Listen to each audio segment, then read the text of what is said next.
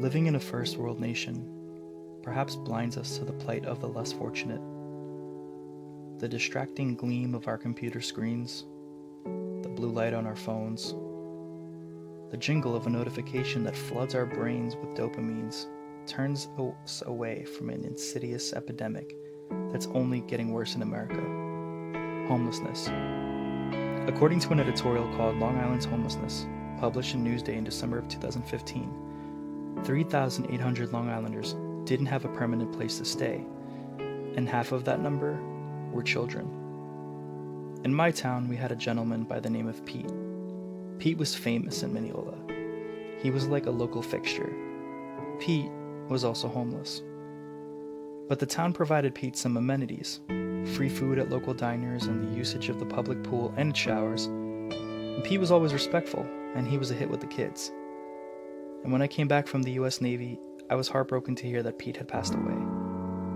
He fell asleep on a park bench one December afternoon, and the locals discovered his frozen body still stuck to the metal the next morning. I can't tell you how many times I've spent volunteering at soup kitchens across Long Island that I didn't think of Pete, because I've lost count. You see, the problem we face in our society isn't one of resources, it's one of perception. We offer aid when it suits us, and many of us don't like giving directly to the homeless because we say things like, they're just going to spend it on drugs because they're addicts, while we in turn answer the chime of a message sent to our phones because we are slaves to the same dopamine triggers that we falsely assume others are seeking out. In the Big Apple in 2015, draconian measures were adopted to discourage and disperse the homeless, with tactics like turning storefront legends into spikes, outlawing panhandling, and finally, and perhaps the most dangerous, a Flickr page run by NYPD unions, the Sergeants Benevolent Association, adopted the tactics of shaming the homeless by posting pictures of human beings sleeping on park benches, asking for change, and even urinating in public. And speaking of public, when those in the photos desperately try to shield themselves from the unwanted attention, our very own New Yorkers poked fun with comments calling them bums and trash and disgusting. Let me remind you that these are human beings we're talking about. People who grew up in households, people who were loved, are loved, people who hurt, love, cry, and dream. And sadly, people who, like Pete, die. The problem isn't homelessness. The problem is perception. You see, I've seen a lot of things in my life. I've seen the extremes of human potential, for both painfully haunting things that I'll spend the rest of my life chasing out of my nightmares, and the most selfless and even simple acts that are so rare they could bring a stadium of people to tears.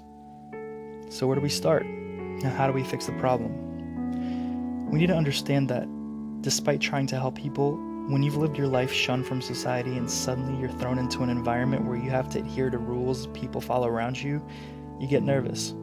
Do I smell bad? Maybe I won't go to work tomorrow. I got locked out of the shelter tonight and have nowhere to place my belongings. And lastly, yes, the fact that there is a drug problem.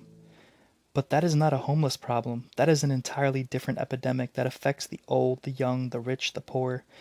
We need to stop diffusing individuals through a separatist mindset because there's a stone's throw away from dehumanizing someone enough to allow the past to repeat itself, to allow evil to creep back into all the good we try to accomplish on a daily basis.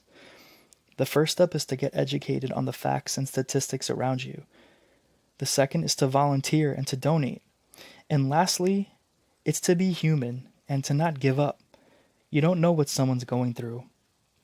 And in the end, maybe they need someone to reach through the years, the grime, the muck, the broken confidence, the trauma, and to just say, hey, I don't know you, but I'm going to help you. Because we have to learn to love one another, to be kind to one another. Otherwise, what good is everything we've built when the cost of life is nothing?